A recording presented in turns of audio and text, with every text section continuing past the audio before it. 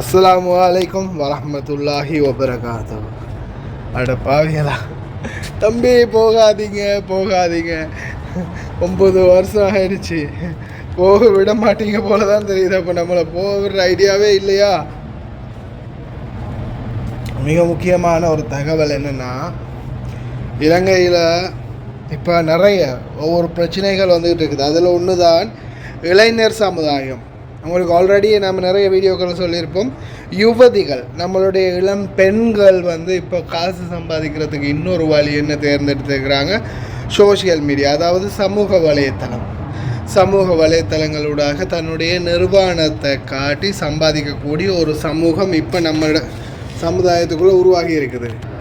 இப்போ அதே மாதிரி இப்போ முன்னாடி பெண்கள், அதாவது இளம் யுவதிகள் இந்த விடயத்தில் ரொம்ப ஈடுபாடுகளில் இருந்தாங்க ஒரு சிலர். இன்றைக்கும் அது நடந்துக்கிட்டு இருக்குது. அதே மாதிரி இப்போ ஒரு சில குழுக்கள் இளைஞர்கள், அதாவது இளம் யுவதி பெண்கள் யுவதிகளை தாண்டி இப்போது பார்த்திங்கன்னா இப்போது இளைஞர்களை டார்கெட் பண்ண ஆரம்பிச்சிட்டாங்க.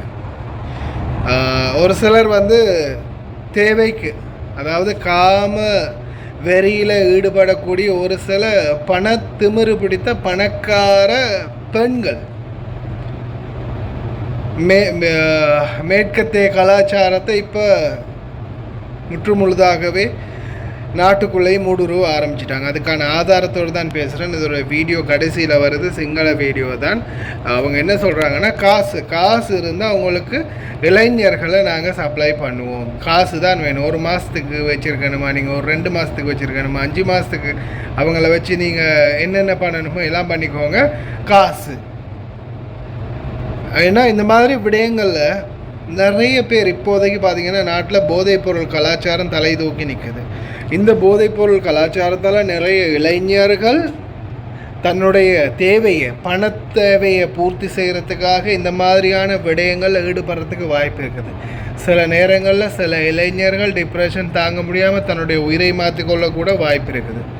வெளிநாடுகளில் வாழக்கூடிய, நான் தொடர்ந்துமே அவேர்னஸ் பண்ணுறது வெளிநாடு வாழ் தாய் தந்தையர்களுக்கு. ஏன்னா நம்ம வெளிநாட்டில் இருக்கிறோம், வெளிநாடு வாழ் நம்மளுடைய குழந்தைகள பாதுகாப்பு நம்ம கையில் தான் இருக்குது. நம்ம அடிக்கடி குழந்தைகளை பற்றி உற்று நோக்கணும், அவங்க எங்கே இருக்கிறாங்க, எங்கே போகிறாங்க வராங்க, அதை பற்றி எல்லா டீட்டெயில்ஸையும் நம்ம தொடர்ந்து ஆராயணும். ஏன்னா இப்போதைய சமுதாயம் ரொம்பவும் சீர்கெட்டு போன சமுதாயமாக இருக்குது. அதனால் தயவு செய்து அன்பார்ந்த தாய் தந்தையர்களே, குழந்தைகளை பற்றி தொடர்ந்தும் சிந்திங்க. அவங்களுடைய பாதுகாப்பு உங்களுடைய கையில் தான் இருக்குது, ஞாபகம் வச்சுக்கோங்க. Hi guys, welcome back. ඔගලට කොල්ලෝ නෑ බල හොඳයි, කොල්ලෝ නෑ කියකින් අඬාන ඉන්න එපා. 20 22 23 කොල්ලෙක් ඕනනම් කෙලින්ම ඕනේ කෑෂ් බේබි කෑෂ්. කොල්ලා ඉන්නවා මාස 4-5ක අවුරුද්දක් වුණත් තියාගන්න පුළුවන් ඔයා සල්ලි වේදම් කරන තරම්.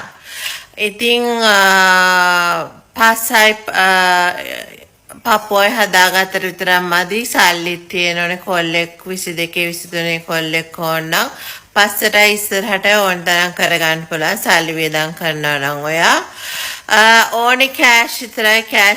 ඉතින් සමහර මාසවල ඉන්න පුළුවන්, සමහර මාසවල නැති වෙන්න පුළුවන්. ඔයා කෑෂ් වේදම් කරන හැටියට තමයි ඔයාගේ අතේ සල්ලි තියෙන විදිහට තමයි ඒක ඩිපෙන්ඩ් වෙන්නේ.